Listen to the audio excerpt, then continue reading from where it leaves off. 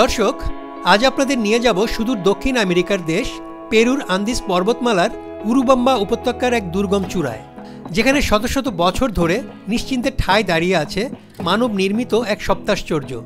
আমরা হয়তো ইনকা সভ্যতার নাম শুনে থাকব। এই নতুন সপ্তাশ্চর্যটি পঞ্চদশ শতকে ইনকা সাম্রাজ্যের রাজাদের নির্মিত একটি রহস্যময় শহর। সমুদ্র পৃষ্ঠ থেকে প্রায় ২৫০০ মিটার বা ২.৫ কিলোমিটার উঁচুতে অবস্থিত এই জনপদটি বিশ্বব্যাপী মাচু পিচু নামে পরিচিত। এই নিদর্শনটি ইনকাদের হারানো শহর নামেও পরিচিত। তো প্রিয় দর্শক, রহস্যময় এই মাচু পিচু নির্মাণ ইতিহাস এবং প্রায় ৪০০ বছরেরও বেশি সময় বিশ্ব মানচিত্র থেকে হারিয়ে যাওয়া এই দুর্গ নগরী সম্পর্কে জানতে চোখ রাখুন আমার মহাকাল চ্যানেলে এবং সাবস্ক্রাইব করে বেল আইকনটি অ্যাক্টিভ করে দিন।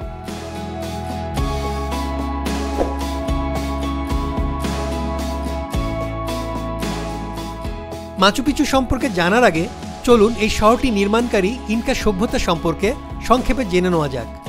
নৃবিজ্ঞানীদের গবেষণা অনুযায়ী ইনকা সভ্যতাটি ছিল বৃহত্তর আন্দিজ সভ্যতার শেষ অধ্যায়। বিশ্বের মাত্র ৫টি আদিবাসী সভ্যতার মধ্যে অন্যতম এই আন্দিজ সভ্যতার প্রাক ইনকা অধ্যায়টির নাম দেওয়া হয়েছে ওয়ারি সভ্যতা। খ্রিস্টাব্দ ৪র্থ শতকের শুরুতে এই সভ্যতার মানুষ বিখ্যাত টিটিকাকা হ্রদের তীরবর্তী এলাকায় বসতি স্থাপন শুরু করে। খ্রিস্টাব্দ দ্বাদশ শতক পর্যন্ত এই সভ্যতা তিওয়ানাকু নামের আরেকটি স্থানীয় সভ্যতার কৃষ্টি কালচার নিজেদের সাথে নানাভাবে রপ্ত করে নেয়। ইনকা সভ্যতা মূলত এই ওয়ারি এবং তিওয়ানাকু সভ্যতার সংমিশ্রণে উৎপন্ন হয়েছিল।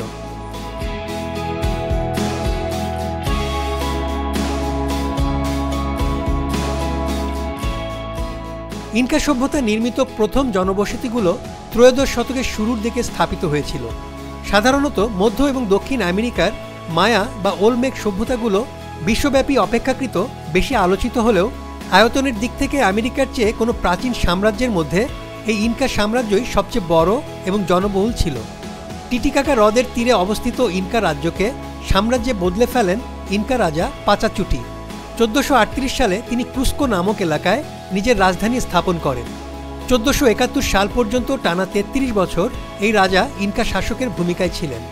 নিজ শাসনামলে রাজা পাচাচুটি তার রাজ্যের সীমানা উত্তর কলম্বিয়া থেকে শুরু করে দক্ষিণে চিলি পর্যন্ত বিস্তৃত করেন। বিস্ময়কর ব্যাপার হলো, একই সাথে এই ইনকা সাম্রাজ্য ছিল আমেরিকার সবচেয়ে ক্ষণস্থায়ী সাম্রাজ্য।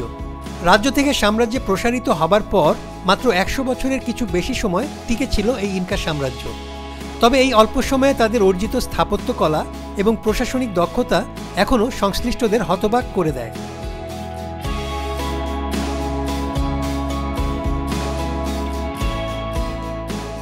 ইনকারা আসলে কী উদ্দেশ্যে শহরটি ব্যবহার করত তা গবেষকদের কাছে আজও এক রহস্য।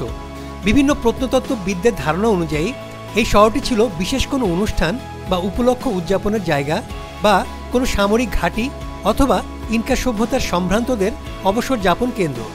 ১৬শ শতকের শুরুতে বিস্তৃতির শীর্ষে থাকা অবস্থায় ইনকা রাজা পাচাচুটি নিজের গ্রীষ্মকালীন অবকাশ যাপন কেন্দ্র হিসেবে কোনো পর্বতের চূড়ায় একটি বিলাসবহুল শহর নির্মাণের আদেশ দিয়েছিলেন। রাজার আদেশ অনুযায়ী সেই শহর নির্মাণের জন্য রাজধানী কুস্কো থেকে ৮০ কিলোমিটার বা ৫০ মাইল উত্তর পশ্চিমে বয়ে যাওয়া উরুবাম্বা নদীর তীরে অবস্থিত মাচু পিচু নামের একটি পর্বতকে বেছে নেয়। পরবর্তী সময়ে এই পর্বতের নাম থেকেই শহরটি মাচু পিচু নামে পরিচিতি লাভ করে। মাচু পিচু শব্দটি মূলত কেচুয়া ভাষা থেকে এসেছে, যার অর্থ পুরনো শৃঙ্গ।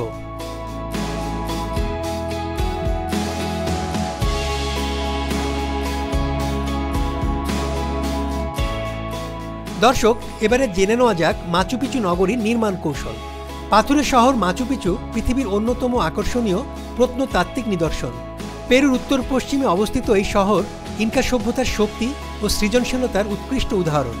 ইনকাদের স্বর্ণযুগে নির্মিত এই সভ্যতা বর্তমানকালের ইকুয়েডর থেকে চিলি পর্যন্ত প্রশান্ত মহাসাগরের তীরবর্তী প্রায় ৪০০০ কিলোমিটারেরও বেশি অঞ্চল জুড়ে বিস্তার লাভ করেছিল। মাচু পিচুর অবস্থান ছিল সেই বিস্তৃত ইনকা সভ্যতার একদম কেন্দ্রবিন্দুতে। পঞ্চদশ শতাব্দীর মাঝামাঝি নির্মিত এই শহর এখনও পর্যন্ত টিকে থাকা সবচেয়ে সুরক্ষিত ইনকা স্থাপনা। মাচু পিচুর প্রাসাদ এবং মন্দির সহ সকল ধরনের অবকাঠামো ইনকারা তৈরি করেছিল পাথরের সাহায্যে। কোনো ধরনের চাকা বা ধাতব নির্মিত হাতিয়ার ব্যবহার না করে অবিশ্বাস্য নৈপুণ্যে তারা পাথরগুলোকে কেটে জোড়া দিয়েছিল। মাচু পিচু ভূমিকম্পপ্রবণ এলাকায় অবস্থিত হলেও পাথরের বিশেষ ধরনের কাটিংয়ের কারণে ভূমিকম্পের সময় পাথরগুলো নিজেদের জায়গায় শুধু কেঁপে ওঠে, কিন্তু কখনোই ধসে পড়ে না। আর সে কারণেই এই বিস্ময়কর শহর 500 বছর পরেও অক্ষত রয়েছে।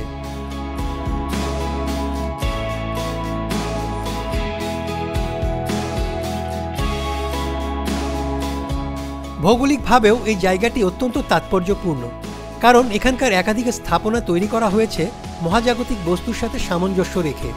মাচু পিচুর শহরে অংশে ইন্টিহুয়াটানা নামক ইনকাদের ব্যবহৃত একটি মহাকাশ ঘড়ি পাওয়া গেছে, যা ধর্মীয়, আধ্যাত্মিক এবং জ্যোতির্বিদ্যা সংক্রান্ত কাজে ব্যবহার হতো। নৃবিজ্ঞানীদের গবেষণা অনুযায়ী ইন্টিহুয়াটানা নামক পাথরের স্তম্ভটি মূলত সূর্য ঘড়ি হিসেবে কাজ করত, অর্থাৎ দিনের বেলায় এই স্তম্ভের ছায়ার অবস্থান এবং দৈর্ঘ্য ব্যবহার করে সময় এবং ঋতুচক্রের হিসাব রাখতেন মাচু পিচুর অধিবাসীরা। প্রতি বছর জানুয়ারি মাসের 30 এবং নভেম্বর মাসের 11 তারিখ দুপুরবেলা সূর্য ঠিক এই স্তম্ভটির ওপর অবস্থান করে, ফলে এই 2 দিন দুপুরবেলা স্তম্ভটির কোনো ছায়া পড়ে না।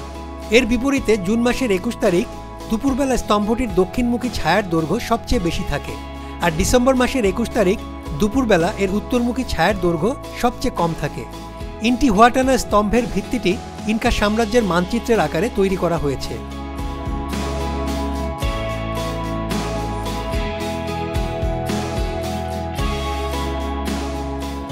এই ইনকা নগরীর আরেকটি বিশেষ জায়গা হলো সূর্য মন্দির।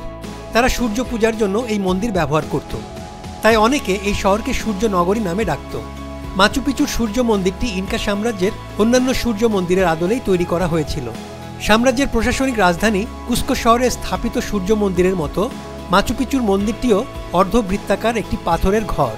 সুপরিসর এই ঘরের কেন্দ্রভাগে একটি পাথরের বেদি রয়েছে। 2.7 মিটার দৈর্ঘ্য এবং 1.2 মিটার প্রস্থের এই বেদিটির এক প্রান্তে একটি নালা খনন করা আছে। নৃবিজ্ঞানীদের ধারণা অনুযায়ী এই বেদিটি সূর্য দেবতার উদ্দেশ্যে মানুষ বলি দিতে ব্যবহার করা হতো। সাধারণত যুদ্ধে পরাজিত গোত্র থেকে সংগৃহীত যুদ্ধবন্দীদের এভাবে হত্যা করত ইনকা পুরোহিতরা। এই মন্দিরের উত্তর পশ্চিম প্রান্তের জানালা বরাবর যেদিন সূর্যোদয় হতো, সেই দিন সূর্য দেবতার সন্তুষ্টি লাভের আশায় পুরোহিতরা নৃশংস এই ধর্মীয় আচারটি পালন করতেন।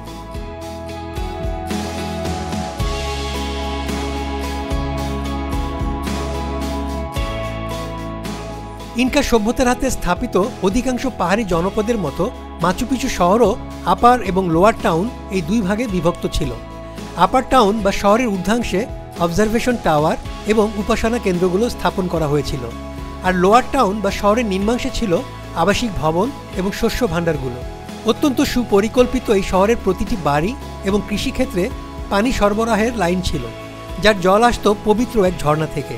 আর নগরটি পার্বত্য হওয়ার কারণে অতি বৃষ্টির ফলে সৃষ্ট ভূমিধস ঠেকাতেও বিশেষ ব্যবস্থা নিয়েছিলেন মাচু পিচু নির্মাণে সংশ্লিষ্ট ইনকা প্রকৌশলীরা।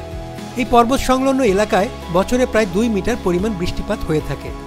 বৃষ্টির এই পানি নুড়ি পাথর এবং বালির মতো বস্তু ব্যবহার করে প্রাকৃতিক উপায়ে পরিশোধন এবং সংরক্ষণেরও ব্যবস্থা করেছিল শহর নির্মাতারা। অবশ্য নিয়মিত এই বৃষ্টির সুবাদে মাচু পিচুর চারপাশে কৃষিকাজের জন্য কোনো সেচের প্রয়োজন পড়ত না। পাহাড়ের গায়ে চাষাবাদের জন্য সিঁড়ির মতো ধাপ তৈরি করে নিতেন স্থানীয়রা। পুনরায় আবিষ্কৃত হওয়ার পর থেকে নিয়মিত সংস্কারের ফলে এই ধাপগুলোর সৌন্দর্য এখনও বিদ্যমান।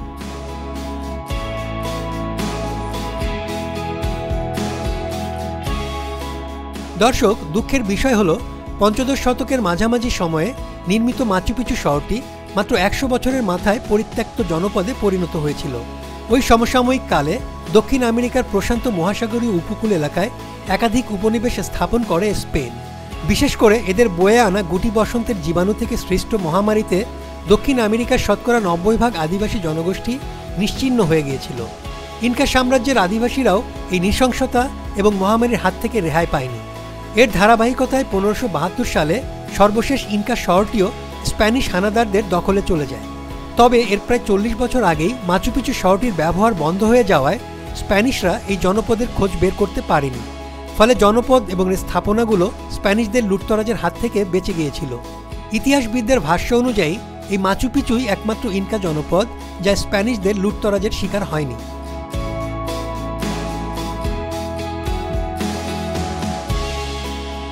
ষোড়শ শতকের মাঝামাঝি থেকে বিংশ শতকের প্রথম দশক পর্যন্ত প্রায় 400 বছর মাচু পিচু শহরটি বিশ্ববাসীর দৃষ্টির আড়ালেই ছিল। 1911 সালে যুক্তরাষ্ট্রের ইয়েল বিশ্ববিদ্যালয়ের অধ্যাপক হাইরাম বিংহ্যাম পরবর্তীতে এই জনপদটি আবিষ্কার করেছিলেন। পেরুর দুর্গম পার্বত্য এলাকায় ইনকাদের সেই রাজধানী খুঁজে বের করতে প্রথমে ব্যর্থ হন বিংহাম। পরে স্থানীয়দের দেয়া তথ্য অনুযায়ী বিংহাম একদিন মাচু পিচু নামের 2.5 কিলোমিটার উঁচু পাহাড়ের চূড়ায় ওঠার সিদ্ধান্ত নেন। কয়েকদিনের চেষ্টায় সেই পর্বতের চূড়ায় উঠে পাথরের তৈরি জনপদটি দেখে অভিভূত হয়ে যান বিংহাম। এরপর পেরু সরকারকে না জানিয়েই মাচু পিচুর কিছু প্রত্নতত্ত্ব নিজের সাথে ইয়েল বিশ্ববিদ্যালয়ে নিয়ে এসেছিলেন তিনি। পরে সরকারের কয়েক দফা অনুরোধের পরেও বিশ্ববিদ্যালয় কর্তৃপক্ষ প্রত্নতত্ত্বগুলো ফেরত না দেওয়ায় শেষ পর্যন্ত ইয়েল কর্তৃপক্ষের বিরুদ্ধে আদালতে শরণাপন্ন হয়েছিল পেরুর সরকার। 1960-এর দশকে যুক্তরাষ্ট্রের সর্বোচ্চ আদালতে শুনানি হওয়া সেই মামলার রায় অনুযায়ী প্রত্নতত্ত্বগুলো ফিরিয়ে দিতে বাধ্য হয় ইয়েল বিশ্ববিদ্যালয়। মজার ব্যাপার হলো, বিংহাম প্রশিক্ষিত প্রত্নতাত্ত্বিক না হলেও তিনি তার পরবর্তী জীবন এই প্রাচীন নিদর্শনের গবেষণায় কাটিয়ে দেন।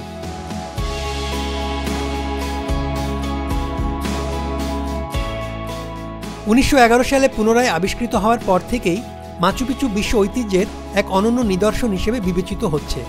দুর্গম পাহাড়ি পরিবেশে অবস্থিত মাচু পিচু আজও পৃথিবীর অন্যতম গুরুত্বপূর্ণ প্রত্নতাত্ত্বিক নিদর্শন হিসেবে সগর্বে দাঁড়িয়ে আছে। 1983 সালে মাচু পিচুকে ওয়ার্ল্ড হেরিটেজ সাইটের তালিকাভুক্ত করে ইউনেস্কো।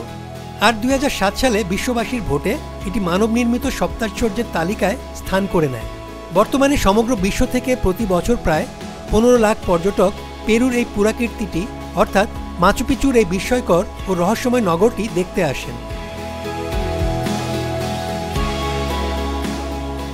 দর্শক, কেমন লাগলো আজকের কন্টেন্ট? যদি ভালো লাগে তাহলে চোখ রাখুন আমার মহাকাল চ্যানেলে এবং সাবস্ক্রাইব করুন ও আপনার মতামত দিন। আপনাদের ভালো লাগাই আমার চেষ্টার আনন্দ। সবাইকে ধন্যবাদ।